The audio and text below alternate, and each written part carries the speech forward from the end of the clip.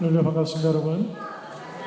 네, 주님의 말씀 가운데서 은혜 받는 이 아침이 되시기를 주 이름으로 축원합니다.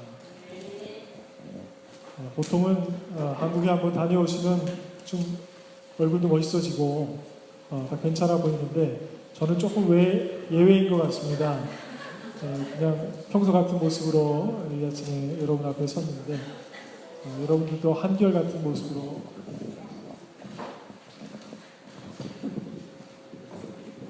여러분들도 한결같은 모습으로 예배당에 나와서 예배하는 모습을 보니까 제 마음도 참 기쁩니다. 여러분 언제 찬양하십니까? 여러분이 생각할 때 찬양하기 가장 좋은 날이 언제라고 생각하십니까? 저는 이것이 우리의 삶에서 굉장히 중요한 질문이 아닐까 그런 생각을 합니다. 찬양과 연관해서 말하자면 세상에는 두 종류의 신앙인이 있습니다. 하나는 좋을 때만 찬양하는 그런 사람이고 또 다른 하나는 날마다 찬양하는 사람입니다. 좋을 때 찬양하는 것은요, 사실 모든 사람이 보여줄 수 있는 모습입니다. 그리고 실질적으로 우리가 평소에 보는 우리들의 모습인지도 모르겠습니다. 하지만 하나님께서 우리에게 원하시는 것은 기쁠 때, 좋을 때, 뭔가 승진하거나 집에 뭔가 정말로 특별한 일이 있을 때만 하나님을 찬양하는 것을 원하시는 것이 아닙니다. 찬양하는 시간은 우리가 이렇게 예배 시간이 되어서 주일날 오전 11시만 되면 무슨 신데렐라가 된 것처럼 말이죠. 시간이 되면 그때부터 찬양할 수 있는 마음이 생기고 예배하는 자세로 돌아가서 우리가 그렇게 찬양해야 되는 것은 아닙니다. 오늘 우리는 하나님을 예배하는 삶을 자기 자신의 일상으로 만들어버리고 찬양의 삶이 자기 자신의 삶의 전부가 되게 만들었던 한 사람의 시를 통해서 하나님의 말씀을 함께 나누려고 합니다. 그 사람이 이름이 누굽니까? 다윗입니다. 다윗. 사실 우리가 아는 다윗은 골리앗과 싸워서 이긴 사람이죠. 골리앗과 싸워서 이기면서 운 좋게 원래는 목동이었었는데 이스라엘 왕이 될 수 있는 어떤 기회를 잡은 사람처럼 우리가 그렇게 생각하고 싶습니다. 하지만 사실 왕이 되고 안 되고는 우리 인생에 있어 정말 그렇게 큰 의미가 있는 것이 아닙니다. 왕이 될 수도 있고 안 될 수도 있습니다. 어떤 사람은 왕이 되었지만 금방 폐위되기도 했습니다. 어떤 사람은 돈을 많이 벌기도 하지만 높은 자리에 올라가기도 하지만 그 자리에 있다가 잠시도 버티지 못하고 금방 바닥으로 나락으로 떨어져버리는 사람이 있다면 어떤 사람은 낮은 곳에서 살지만 이 세상 모든 것을 가진 것처럼 정말로 아름답게 행복하게 사는 그런 사람들도 있는 것입니다. 다윗은 인생 전체를 통해서 보면 항상 기쁜 일만 있었던 사람이라고 볼 수는 없습니다. 다윗의 인생 전체를 보면요, 그는 골리앗을 이길 때만 해도 모든 것이 그냥 다 만사형통 잘 풀리는 것 같았습니다. 하지만 시간이 지나고 나서 보니까 다윗은 오히려 그 사건 때문에 당시의 왕이었던 사울 왕의 진노를 얻게 되고 그 다윗이 질투하면서 이제 기회만 되면 다윗을 죽이려고 하는 그 사울의 노력 때문에 다윗은 이스라엘 땅 어디에서도 발 붙이고 있기가 참 쉽지가 않았습니다. 굉장히 오랜 기간 도망 다닐 수밖에 없었습니다. 골리앗과 싸웠었는데 그 골리앗이 블레셋 출신 아닙니까? 그런데 다윗이 한동안은 블레셋까지 도망가서 블레셋에 있는 한 성에 기거하면서 숨어 지낼 수밖에 없었습니다. 그 정도로 다윗의 인생은 그렇게 순탄하지 않았습니다. 왕이 되고 나서도 어떤 일이 있었습니까? 다윗의 아들들이 아버지의 자리를 탐하게 되면서 아들한테 죽을까봐 옷도 제대로 입지 못하고 신발도 제대로 신지 못하고 자기의 왕궁에서 도망 나와서 자기의 목숨을 건지기 위해서 이리저리 도망 다녔던 그런 세월이 있었습니다.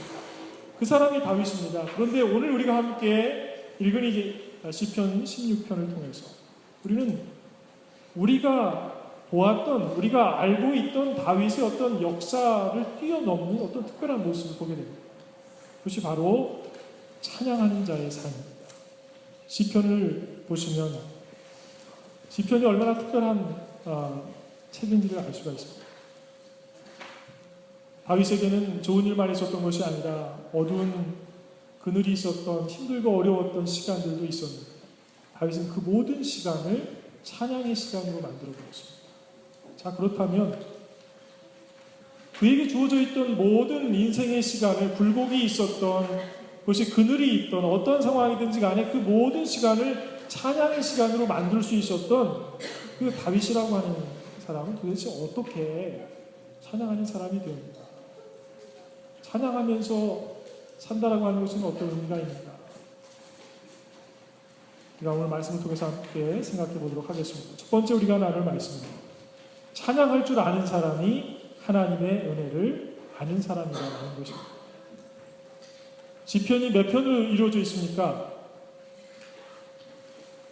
150편입니다. 시편 전체가 150편입니다. 그런데 이 중에 다윗이 쓴 시가 몇 편일까요? 신학생이 아니시니까 당연히 여러분 모르실 거예요. 150편 가운데 73편을 다윗이 썼다고 그렇게 이야기를 합니다. 나머지는 고라의 자손이 썼다고 하고 또 일부는 아삽이라고 하는 사람이 썼다고 하고 몇 편은 잘 알려지지 않은 사람이 쓴 것으로 그렇게 알려지고 있습니다. 시편의 대부분은 거의 절반에 해당하는 그러한 시를 다윗이 썼다는 것입니다. 그런데 그 시편을 잘 읽어보시면 좋을 때 찬양했던 내용만 나오는 게 아니라 힘들었을 때, 좋았을 때, 정말 좌절하고 하나님이 정말로 없다고 생각했던, 그렇게 느낄 수밖에 없었던 그 현장에서조차도 하나님을 찬양했던 그런 내용들이 그곳에 나와 있습니다. 시편 23편을 보시면 자기 자신이 비록 죽음의 음침한 골짜기를 다니고 있을지라도 주님이 그와 함께 계시고 또 주님이 지켜주실 것이기 때문에 자기 자신을 두려워하지 않을 것이다, 두려워하지 않는다라고 그렇게까지 고백을 하고 있습니다. 마지막으로 가서 보면 진실로 주님의 선하심과 인자하심이 평생 자기 자신의 인생을 따를 것이라 이렇게 확신에 찬 고백으로 하나님을 찬양하고 있습니다. 사실은 그 찬양은요, 좋을 때 했던 찬양이 아니에요. 그의 음침한 골짜기를 다녔던 그 시간을 기억하면서 그럼에도 불구하고 그 자리에서 도우셨던 하나님, 그의 손을 잡아 일으키셨던 하나님을 생각하면서 그가 썼던 찬양시라고 할 수가 있습니다. 하나님의 은혜를 날마다 느끼고 날마다 경험하기 때문에 주님을 선한 목자라고 인정하고 주님을 찬양할 수 있었던 것입니다. 사랑하는 성도 여러분, 만약 우리가 지금 찬양할 수 없다면 그것은 상황이 열악하기 때문이 아닙니다. 시대가 나쁘기 때문이 아닙니다. 역사적으로 볼 때 그 시대를 살았던 모든 사람들은 자기 자신이 살던 시대가 가장 힘들고 어려운 시대라고 생각했습니다. 자기가 지금 경험하고 있는 문제가 가장 큰 문제고 가장 심각한 문제라고 다들 생각했습니다. 여러분 친구한테 물어보십시오. 물론 속 시원하게 솔직하게 이야기하지 않은 사람들도 있겠지만 다들 지금 자기가 고민하고 있는 그 문제가 가장 심각하다고 생각합니다. 여러분 스스로에게 물어보십시오. 여러분 스스로 그렇게 생각하고 계실 것입니다.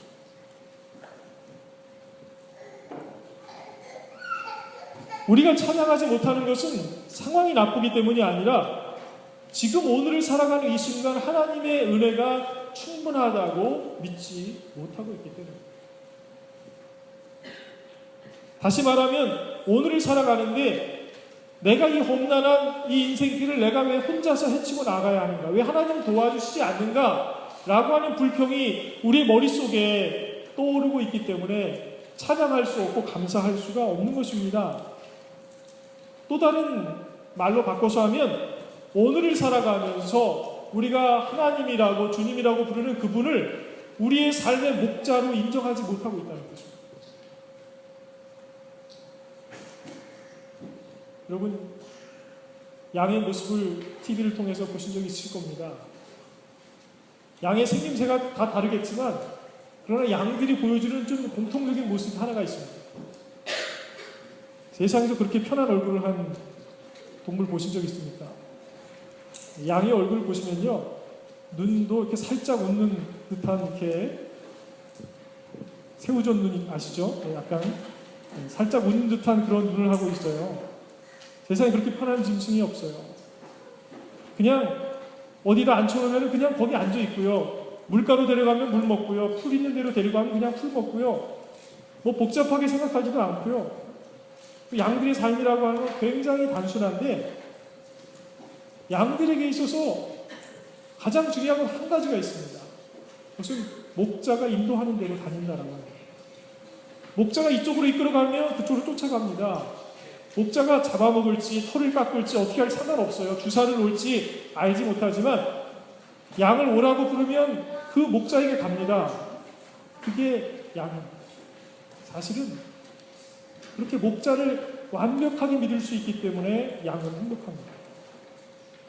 목자를 완전하게 믿기 때문에 어려운 시절이 와도 사실 먹을 것이 떨어지면 양이 걱정하는 것이 아니라 목자가 걱정하는 것입니다. 목자가 걱정하다가 어떻게 지금 풀이 다 떨어졌는데 다른 초지를 찾아갈 것인가, 아니면 어디서 뭔가 좀 사다가 사료라도 먹일 것인가, 목자가 걱정할 것입니다. 그러나 양이 그것을 스스로 걱정해야 된다면 아마도 우리가 아는 양의 모습하고 실제 양의 모습은 다를 것입니다.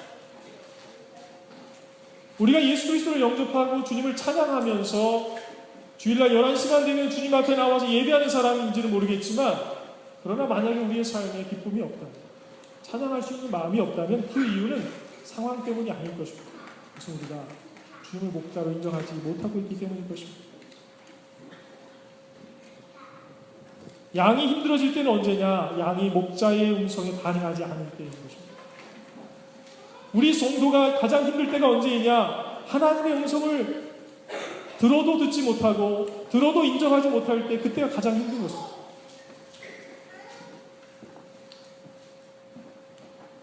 목자의 부르는 소리에 반응하지 않는 양의 실제적인 모습이 무엇이겠습니까?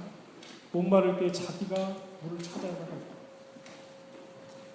자기 자신의 주목을 믿고 살아야 됩니다. 내가 버는 물질의 그 양에 따라서 삶의 기쁨이 달라져야만 하는 그런 삶을 살아야 되는 것입니다. 우리가 왜 이렇게 지치고 힘듭니까? 먹고 사는 게 힘들다고 느껴지기 때문이 아니겠습니다. 그러나 절대적인 기준이라고 하는 것이 사실 없겠지만, 우리가 시대를 초월해서 좀 비교한다고 하면은, 불과 수십 년 전에 사람들과 비교할 때 그 당시에 최고로 부자라고 하는 사람들의 삶과 우리의 현재, 우리가 정말 지긋지긋하게 힘들게 살아간다라고 생각하는 우리의 삶을 비교할 때, 우리는 그들의 과거에 그냥 겨우겨우 힘들게 살아갔던 그런 사람들보다 더 넉넉하게 살고 있습니다. 더 좋은 차를 타고 있습니다. 우리는 더 많은 것들을 누리고 있습니다. 근데 왜, 뭐가 그렇게 힘들고 어려운 것이겠습니까? 뭔가 우리가 보는 것이 다른 것입니다. 우리가 무엇인가를 잘못 인정하고 있는 것입니다. 우리가 물질의 힘을 의지할 수밖에 없고 내 자신을 의지할 수밖에 없을 때 우리는 외로울 수밖에 없고 지칠 수밖에 없고, 우리는 항상 인생의 길에서 혼자 외로운 길을 가고 있는 사람이 될 수밖에 없습니다. 그러나 여러분의 그 고난의 현장에서 주님을 여러분의 목자로 인정하시기를 바랍니다. 그리고 그분을 찬양하기로 작정하시기를 바랍니다. 그분을 인정하게 될 때 여러분의 입술에 찬양이 터져 나오게 될 줄로 믿습니다. 다윗처럼 하나님의 은혜를 인정하고 찬양하는 여러분들이 계시기를 바랍니다. 주님을 인정해야 주님께로부터 오는 은혜도 인정할 수 있고 그것을 누릴 수가 있는 것입니다. 두 번째로, 찬양할 줄 아는 사람이 기쁜 사람인 것입니다. 여러분, 기쁜 사람이 찬양합니까? 아니면 찬양하기로 작정한 사람이 기쁘겠습니까? 헷갈리시죠? 뭐 그런 놈의 질문이 다 있나 생각하실 텐데, 복잡할 때는 제가 하는 말을 들으시면 됩니다. 기뻐서 찬양하는 것도 맞는 것 같지만 꼭 기뻐야 찬양한다라고 하는 것, 그것은 우리의 삶에 있어서 사실은 진실이 아닙니다. 정말로 기쁜 사람은요, 날마다 주어진 모든 시간과 상황에서 기뻐하는 마음으로 살고자 작정한 사람이 기쁜 사람. 찬양하기로 작정한 사람이 기쁜 것입니다. 전자라고 생각하신다면 여러분이 평생을 살면서 찬양할 수 있는 날이 며칠 없을 것입니다. 기뻐할 수 있는 시간이 얼마 되지 않을 것입니다. 여러분 돈을 갑자기 많이 벌었습니다. 떼돈을 벌었습니다. 그럼 언제부터 언제까지 기뻐하실래요? 돈을 벌을 그 순간 딱 1초만 기뻐하실래요? 어떻게 하시겠어요? 그 기간을 어떻게 정합니까? 여러분의 메모리가 지탱할 수 있는 그 시간까지 기뻐하실까요? 어떻게 할 수 있을까요? 어떤 사람은 돈을 많이 벌었는데 그 다음날 됐는데 어제는 내가 생각했던 것보다 많이 벌었는데 오늘은 그만큼 벌지 못하네. 그러면 충분히 벌었는데도 만족하지 못하고요. 막 우울해할 수도 있습니다. 그 기준이라고 하는 것이요. 굉장히 주관적인 것입니다.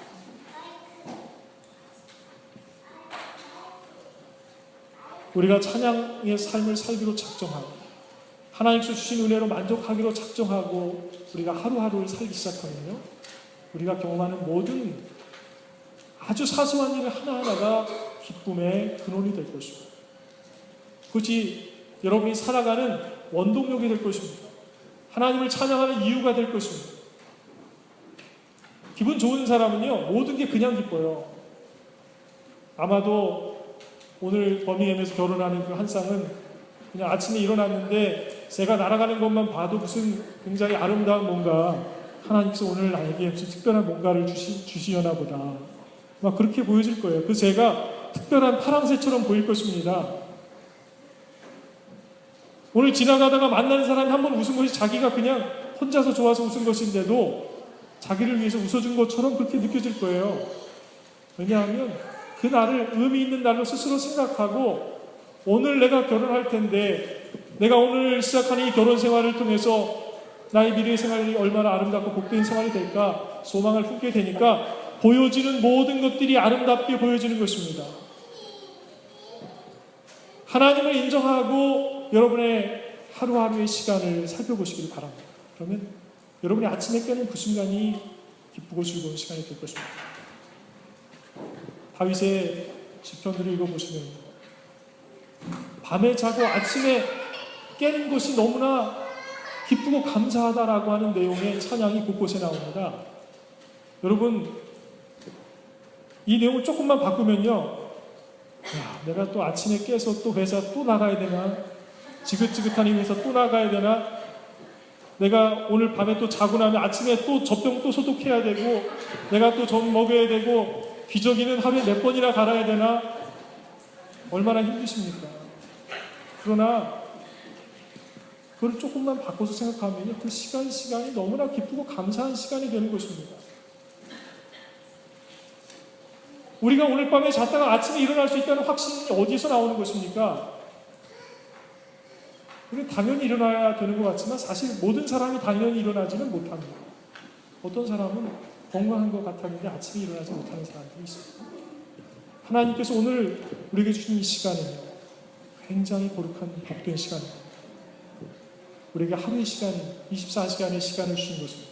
우리가 변화될 수 있는 시간이고 하나님을 만날 수 있는 시간이고 우리가 사랑할 수 있는 시간이고 우리가 잃어버렸던 것을 회복할 수 있는 시간이고 하나님의 은혜를 누릴 수 있는 귀한 시간인 줄로 믿습니다. 이 시간을 거룩하게 인정할 수 있는 사람은 어떤 사람입니까? 오늘 주어진 이 시간은 주님 앞에서 찬양하기 원하는 사람인 줄로 믿습니다. 찬양하기로 작정해야 보입니다. 예전에 제가 영주권을 받는데 좀 어려운 시간이 있었습니다. 사실 개인적으로 잘못한 일은 없었는데 어찌어찌 하다 보니까 교회를 옮기는 과정에서 종교비자를 이전하고 하는 그 타이밍의 문제에 있어서 법적으로 약간 문제가 생겼는데 이게 이 9.11 사건 이후가 되다 보니까 옛날 같으면 그냥 페널티로 조금 돈을 내면 간단하게 해결되는 일인데 이게 해결이 잘 되지 않아가지고 그것 때문에 정말 몇 년 동안 정말 너무너무 힘들고 어려운 시간을 보냈던 기억이 있습니다. 사실 그 시간으로 돌아가려면 돌아갈 수가 없어요. 돌아가고 싶지도 않습니다. 너무 힘들었습니다. 가끔 제 어떤 동기 목사님들이나 편하게 생각하는 분들하고 이렇게 만나서 얘기하다가 그때 시간에도 얘기한 적이 있는데, 제 생각 속에서는 정말 내가 제일 힘들었어 라는 의미로 막 그런 얘기를 하게 되는데, 그런 얘기를 듣고 나면 사람들이 참 세월 좋은 소리라고 얘기를 합니다. 제가 지금 생각해봐도 세월 좋은 얘기인 것 같아요. 그러니까 그 시간에 가장 힘들었는데요, 지나고 나서 생각해보니까 그 시간이 없었다면 오늘의 저는 있을 수가 없는 거예요. 그 시간을 통해서 제가 성장할 수 있었습니다. 그 시간을 통해서 모든 것이 하나님의 은혜가 아니면 살 수가 없구나라고 하는 것을 더 분명하게 인정할 수가 있었습니다.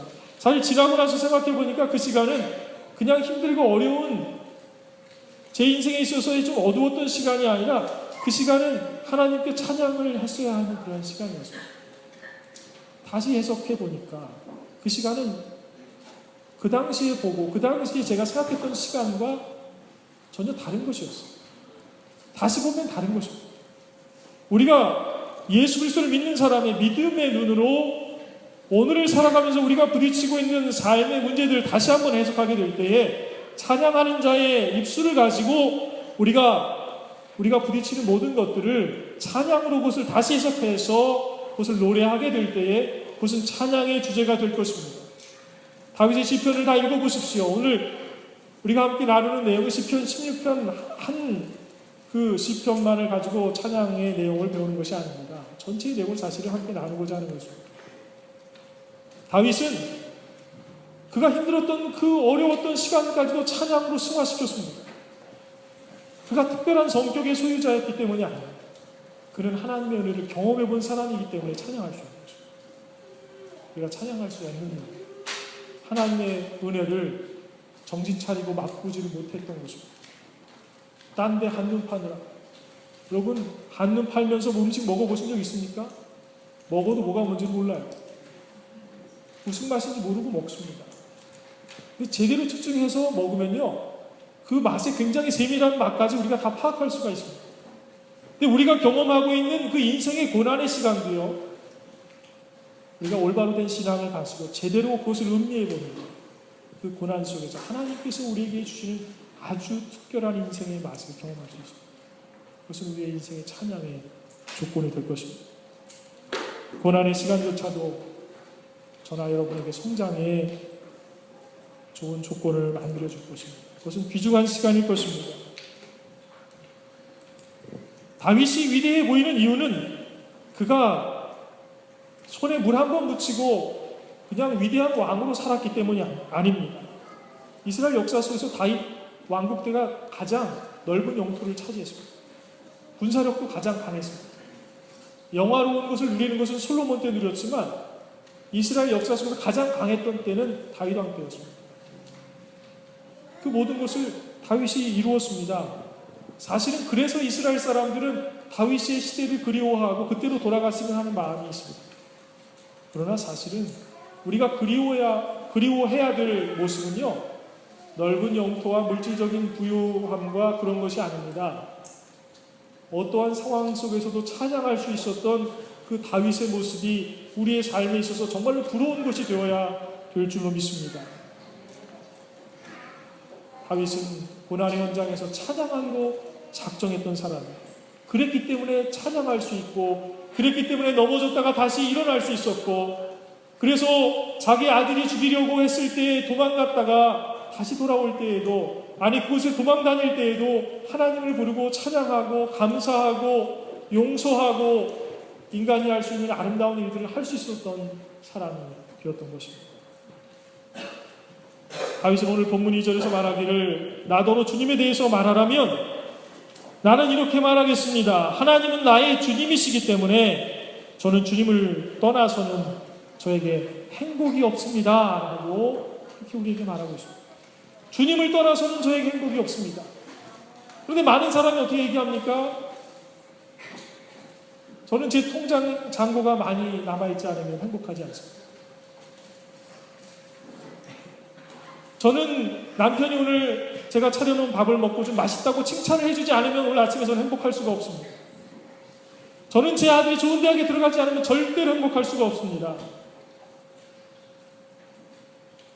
여러분, 우리가 결정한 우리의 삶의 기준은요, 우리를 기쁘게 하는 것이 아니라 우리를 통제하고 우리를 넘어뜨리고 우리를 슬프게 만듭니다. 하지만 주님께서 우리를 이끌어 가실 그 삶을 고대하고 우리가 그 길을 가게 되면요, 고난의 길도 축복의 길이 되는 줄로 믿습니다.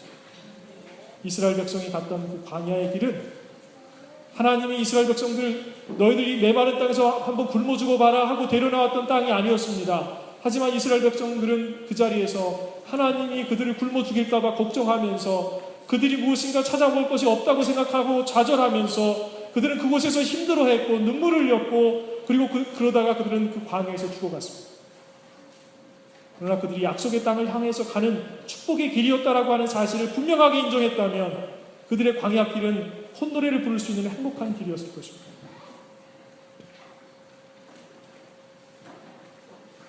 주님을 찬양할 줄 아는 사람이었기 때문에 다윗이 시련 속에서도 기쁨과 축복의 사람일 수 있었던 것입니다.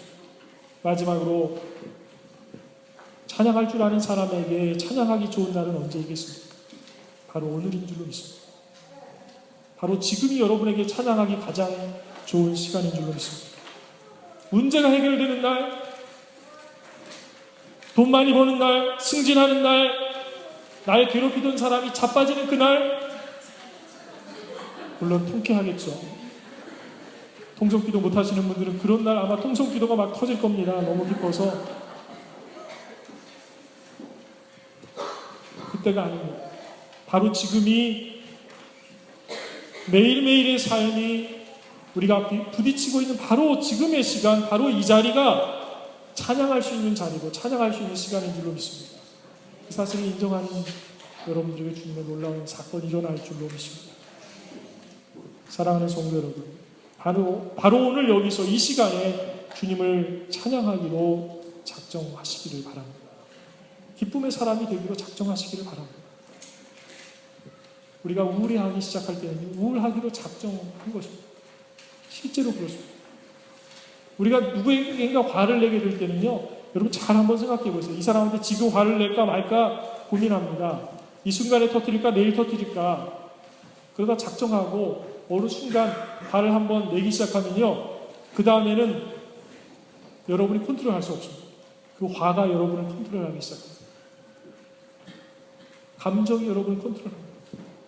상황 때문에 기분 나쁜 것 같지만 여러분이 상황이 여러분을 컨트롤하도록 여러분의 주권을 내어주기 시작한 그 순간부터 이제부터는 상황이 여러분을 막 몰고 갈 것입니다. 어떻게 할 수 없도록 만들 것입니다. 돈 때문에 가정이 무너지고 감정 때문에 부모와 자식 간의 관계가 깨어지고 회사 생활이 할 수 없는 최악의 시간이 되어져 버리고 상황이 여러분의 주인이 되도록 내버려 두시지 말기를 바랍니다. 주님이 여러분의 주인이십니다. 여러분의 할 일은 무엇입니까? 그 모든 시간을 주님께 찬양으로 올려드리는 것입니다. 주님만이 복의 근원이시고 주님만이 여러분의 힘이 되신다면 그분을 여러분의 인생의 목자로 인정하시기를 바랍니다. 내일 할 일이 아닙니다. 여러분에게 잘해주시면 그때에서야 주님, 이제서야 주님이 저의 주님이신 줄 알았습니다. 이렇게 나오시면 안 됩니다. 아직 뭔지 모르겠지만 성경에 말하는 수많은 우리 신앙의 선배들이 먼저 그 주님의 주인 되심을 경험하고 주님의 은혜를 경험하고 그들이 주님 앞에 무릎 꿇었던 그 사건을 통해서 우리는 이미 배웠습니다. 그렇다면 우리는 아직 믿어지지 않아요. 믿음으로써 주님, 제가 주님의 뜻대로 살겠습니다. 고백하고 작정하고 그리고 이제는 양처럼 살아가는 것입니다. 목자가 주는 물을 먹어봐야만 되는 것입니다. 그래야 목자가 주는 그 영원한 생명수가 우리의 그 영혼을 지치게 했던 그 영원한 갈증을 해결해 준다라고 하는 사실을 분명하게 경험할 수 있습니다. 맨날 내가 마시고 싶어서 이물 저물 막 먹다 보면 배탈 나고 설사 나고 맨날 쓰러지는 것입니다. 맨날 아파서 들어누워 있게 되는 것입니다. 찬양거리를 찾아보시기를 바랍니다. 감사의 조건을 찾아보시기를 바랍니다. 내가 지금 화낼 수밖에 없는 이유를 자꾸 찾아서 여러분이 가장 사랑해야 될 사람들에게 자꾸 그 얘기를 하지 마십시오. 모두에게 불행입니다. 오늘 본문 11절을 보십시오.